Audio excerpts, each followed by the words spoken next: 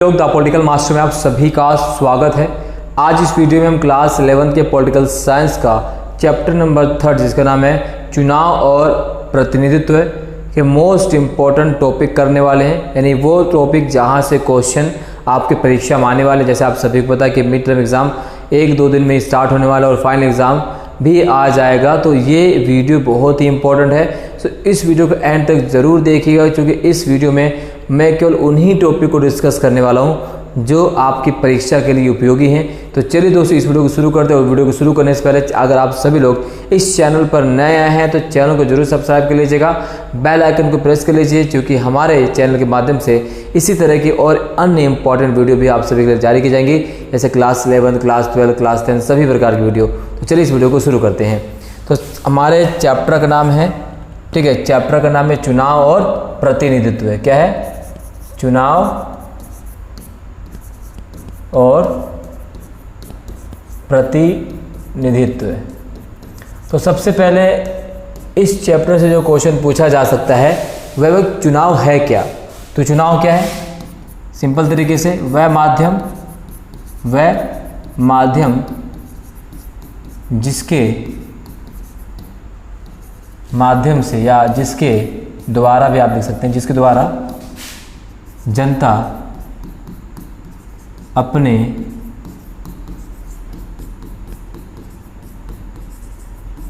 प्रतिनिधियों का चयन करती है। क्लियर? तो चुनाव क्या है? तो चुनाव वह माध्यम है जिसके माध्यम से जनता अपने प्रतिनिधियों का चयन करती है।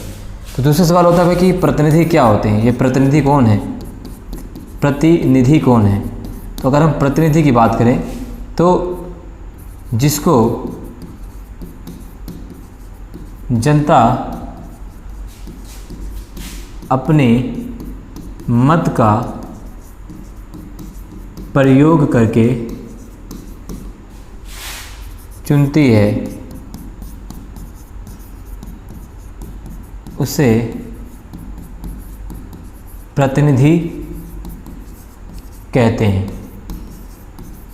जैसे भारत का प्रत्येक नागरिक जिसकी उम्र 18 वर्ष या उससे अधिक है वो मतदान का प्रयोग करता है, और अपने इस मतदान के प्रयोग करने के माध्यम से वो जिस प्रतिनिधि चुनता है वो हमारा प्रतिनिधि कहलाता है। जैसे चुनाव के दौरान तमाम राजनीतिक दल अपने अपने उम्मीदवार को जो है चुनाव क्षेत्रों में खड़ा करते हैं, और उस विशेष चुनाव क्षेत्र में जिस विशेष चुनाव क्षेत्र के आप नागरिक हैं वहाँ का अगर आपके पास मतदाता पहचान पत्र है तो आप उन राजनीतिक दलों के उम्मीदवारों में से किसी एक राजनीतिक दल के उम्मीदवार को आप क्या करेंगे? चयन करेंगे। वही आपका क्या होगा? प्रतिनिधि होगा, जिसका आप वोट देंगे, जिसको आप मत देंगे, मत के माध्यम से आप उसका चयन करते हैं। तो प्रतिनिधि क्या होता है, चुनाव क्या होता है, क्लियर हो गया? तो यहाँ से सवाल पूछा जा सकता है। इसके अलावा अगर हम बात करें तो कई बार सवाल पूछा जाता है भाई भारत का पहला चुनाव कब हुआ?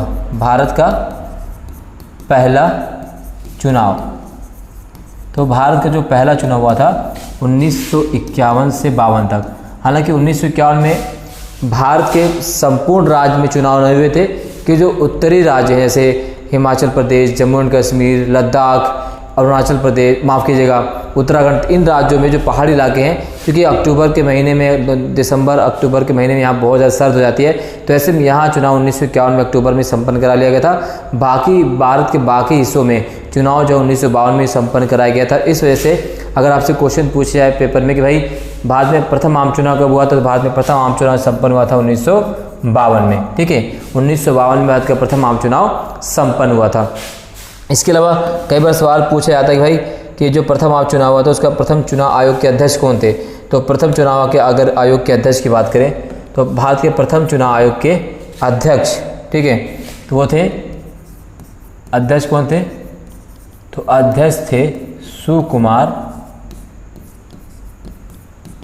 सेन। तो भारतीय प्रथम चुनाव आयोग के अध्यक्ष कौन थे? तो सुकुमार सेन। वर्तमान में कौन है? तो वर्तमान में है राजीव कुमार।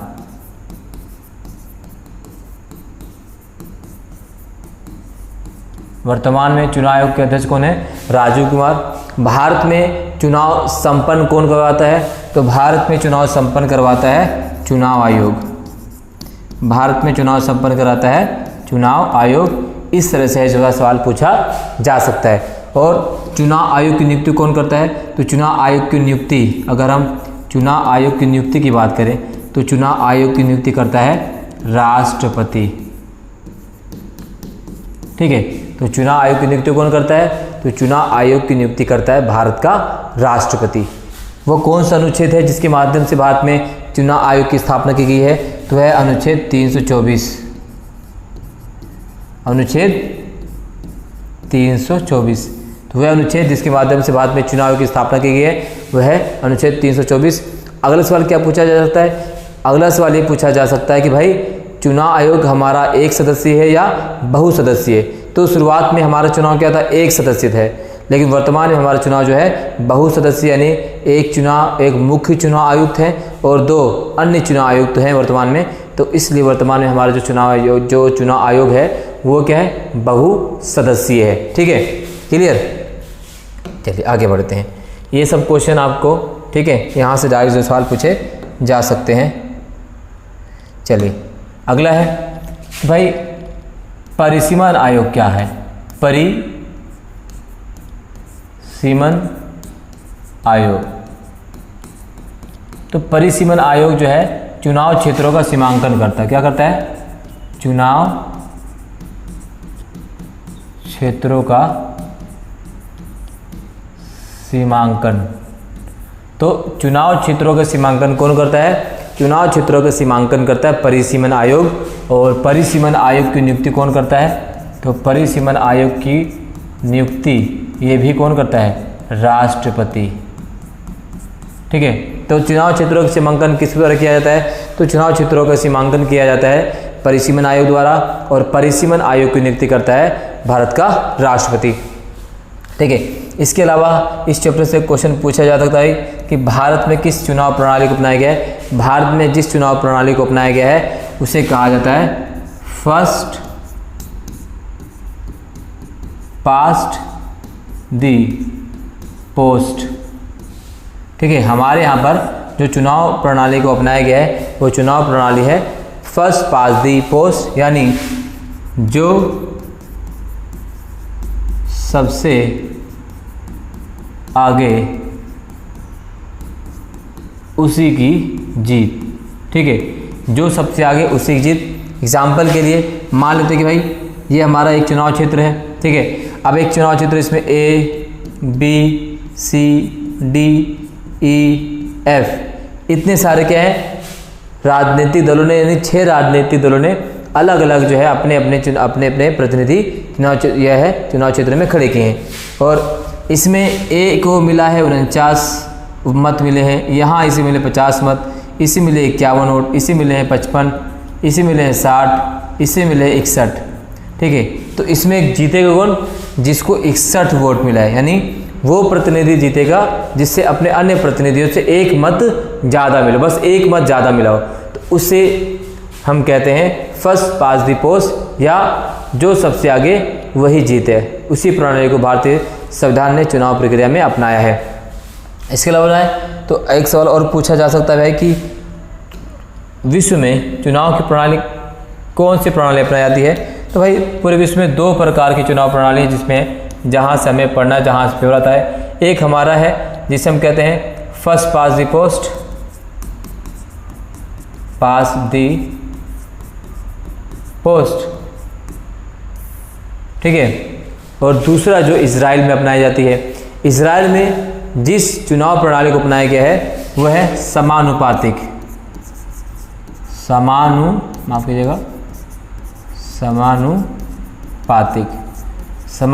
प्रणाली।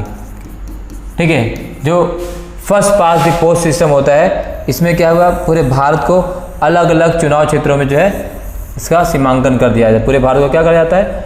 अलग अलग चुनाव क्षेत्रों में इसका सीमांकन, मैप जो है थोड़ा सा जैसे। ठीक है, तो पूरे भारत को जो है ना अलग अलग चुनाव क्षेत्रों में बांट दिया जाता है। ठीक है, और प्रत्येक राजनीतिक दल जो है अपने अपने चुनाव क्षेत्र, मतलब प्रत्येक जो राजनीतिक दल हैं वो संपूर्ण चुनाव क्षेत्र में अपने अपने जो है कैंडिडेट जो को खड़ा करते हैं। उसमें जिस कैंडिडेट को सबसे ज़्यादा मिलती है वही जीतता है। इसे हम कहते हैं फर्स्ट पास्ट दी पोस्ट सिस्टम।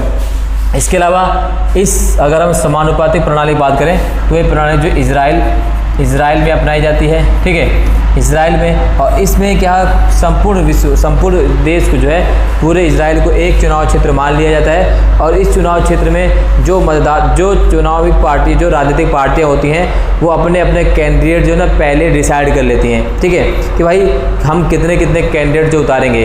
तो उसके बाद यहाँ पर जो मतदाता होते हैं वो किसी कैंडिडेट को वोट नहीं करते हैं, यहाँ मतदाता चुनाव राजनीतिक दलों को वोट करते हैं। अब जिस राजनीतिक दल को जितना वोट मिलता है, ठीक है, मान लेते हैं किसी राजनीतिक दल को एक राजनीतिक दल इससे 50% मत मिला है, इसको 40% बी को 40% मिला है, सी को 30% मिला है, तो उन्हें उनके मत के आधार पर मत के प्रतिशत के आधार पर जो है क्या कर दिया जाता है, सीटों को बंटवारा कर दिया जाता है। इसे कहते हैं समानुपातिक प्रतिनिधित्व। जितना आपको मत मिलेगा उसी के आधार पर आपको सीटें प्रदान कर दी जाएगी।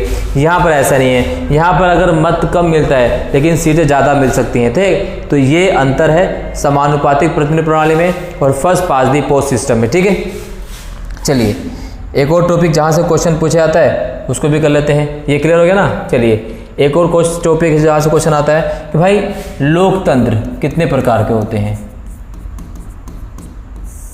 लोकतंत्र कितने प्रकार के होते हैं? तो लोकतंत्र दो प्रकार का होता है, एक होता है प्रत्यक्ष लोकतंत्र और दूसरा होता है अप्रत्यक्ष लोकतंत्र, ठीक है। प्रत्यक्ष लोकतंत्र देश है, अप्रत्यक्ष लोकतंत्र अपनाया गया है भारत में। भारत क्या है? अप्रत्यक्ष लोकतंत्र का उदाहरण है। स्विट्जरलैंड जो है प्रत्यक्ष लोकतंत्र का उदाहरण है। यहाँ पर वह है आपका चुनाव। चुनाव कितने प्रकार के होते हैं? आपसे एक अगला क्वेश्चन पूछा गया, मतदान कितने प्रकार के होते हैं? मतदान के प्रकार। तो भाई मतदान के दो प्रकार होते हैं, प्रत्यक्ष मतदान और अप्रत्यक्ष। प्रत्यक्ष में जनता स्वयं भाग लेती है। तो प्रत्यक्ष मतदान वह मतदान होता है जिसमें जनता स्वयं भाग लेती है, ठीक है। अप्रत्यक्ष मतदान वह होता है जिसमें जनता द्वारा चुने गए लोग भाग लेते हैं, ठीक है। अप्रत्यक्ष मतदान वो होता है जिसमें जनता द्वारा चुने गए लोग भाग लेते हैं। प्रत्यक्ष मतदान के माध्यम से किस किस का चुनाव होता है? तो देख सकते हैं यहाँ पर लोकसभा का चुनाव, विधानसभा का चुनाव, ठीक है, नगर परिषद, पंचायत। अप्रत्यक्ष रूप में अगर हम बात करें तो किसका किसका होता है?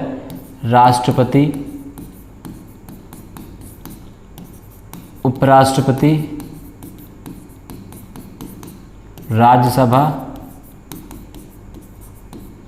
विधान परिषद,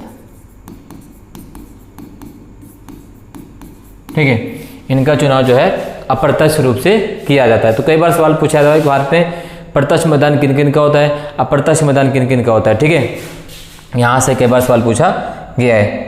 क्लियर? चलिए आगे बढ़ते हैं। और क्या क्वेश्चन पूछते हैं आपसे?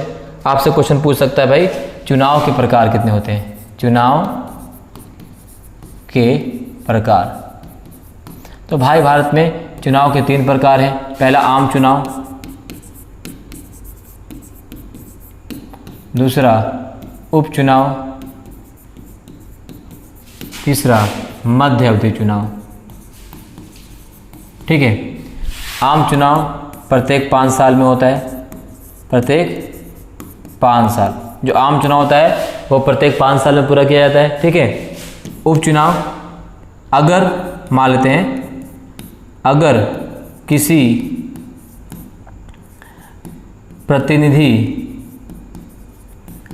प्रतिनिधि की संयोगवश उसका देहांत हो जाए या वो किसी मंत्री पद पर उसका चयन हो जाए तो ऐसे में उसे अपना पद त्यागना पड़ता है। तो ऐसी स्थिति में जो चुनाव कराया जाता है उसे उपचुनाव कहते हैं, ठीक है। मध्य अवधि चुनाव क्या होता है कि समय से पहले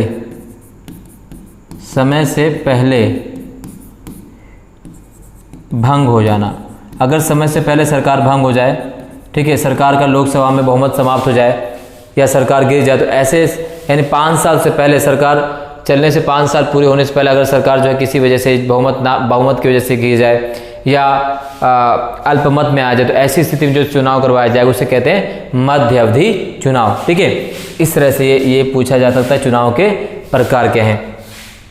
अगला जो आपसे पूछा जा सकता है भाई कि सार्वभौमिक वयस्क मताधिकार क्या है? क्या है? सार्वभौमिक वयस्क मताधिकार। तो सार्वभौमिक वयस्क मताधिकार का मतलब होता है कि भाई भारत का प्रत्येक नागरिक जिसकी उम्र 18 वर्ष या उससे अधिक हो उसे मतदान का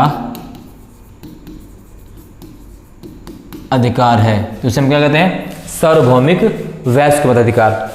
यानी भारत के प्रत्येक नागरिक जिसकी उम्र 18 वर्ष है उससे अधिक उसे मत देने का अधिकार है। यानी उसका नाम मतदाता सूची में होना चाहिए तो उसे मत देने का अधिकार होगा। उससे ना तो किसी जात के आधार पर, ना धर्म के आधार पर, ना भाषा के आधार पर, ना लिंग के आधार पर किसी प्रकार कोई भेदभाव नहीं किया जाएगा। तो वर्तमान भारत में मत देने की आयु कितनी है? वो है 18 वर्ष। लेकिन पहले कितनी थी? तो पहले 21 वर्ष थी। तो कौन सा संविधान संशोधन है जिसमें 21 वर्ष से घटाकर 18 वर्ष कर दिया गया? तो है 61वां संविधान संशोधन। 61वां संविधान संशोधन, 61वां संविधान संशोधन। ठीक है, 1989। तो 61वां संविधान संशोधन 1989, ठीक है, में मतदान की आयु 21 वर्ष से घटाकर 18 वर्ष कर दी गई। ठीक है, अब कितना है? 18 वर्ष है। इससे पहले मतदान की आयु भारत में कितने वर्ष हुआ करती थी? 21 वर्ष हुआ करती थी। तो ये भी इंपॉर्टेंट क्वेश्चन यहाँ से पूछा जा सकता है। चलिए अगला इंपॉर्टेंट क्वेश्चन करें जहाँ से सवाल आता है वह चुनाव आयोग के कार्य पूछेगा आपसे। क्या आएगा? चुनाव आयोग का कार्य। आयोग का कार्य। तो पहला क्या है? चुनाव का कार्य क्या है? चुनाव चिन्ह प्रदान करना। चुनाव चिन्ह प्रदान करना। भारत के जितने भी राजनीतिक दल हैं उन सभी दलों को चुनाव चिन्ह प्रदान करने का काम कौन करता है? चुनाव आयोग करता है। जैसे आप सभी को पता है बीजेपी का कमल है, कांग्रेस का हाथ है, टीएमसी का जो है अलग चुनाव चिन्ह है, सीपीआई, सीपीएम, सभी राजनीतिक पार्टियों अपने अलग अलग चुनाव चिन्ह हैं और अलग अलग चुनाव चिन्ह प्रदान करने का काम कौन करता है? चुनाव आयोग करता है। ठीक है, दूसरा राजनीतिक दलों को मान्यता देना। राजनीतिक दलों को मान्यता देने का काम। तो राजनीतिक दलों को मान्यता देने का काम कौन करता है? चुनाव आयोग करता है। भाई कौन सा दल राष्ट्रीय दल है, कौन सा दल क्षेत्रीय दल है, ये मान्यता कौन देता है? चुनाव आयोग देता है। और ये विशेष जो है योग्यता आधारित पार्टियों को ही दिया जाता है जो विशेष लक्ष्य को प्राप्त करते हैं। वर्तमान में भारत में अगर हम बात करें तो वर्तमान में भारत में 9 राष्ट्रीय पार्टियां। कितनी हैं? 9 राष्ट्रीय पार्टियां हैं। इसके अलावा चुनाव का काम क्या है? चुनाव तिथि घोषणा करना। चुनाव तिथि की घोषणा करना चुनाव का कार्य है। ठीक है, इसके अलावा चौथा काम क्या है? चुनाव करवाना।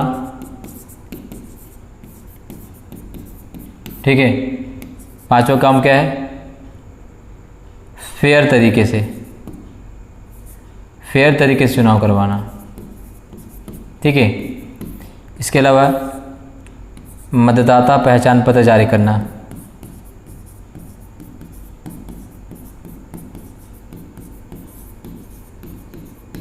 ठीक है, चुनाव आचार संहिता जारी करना।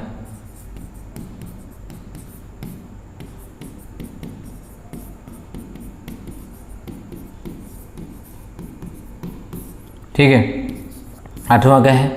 मतों की गिनती करना।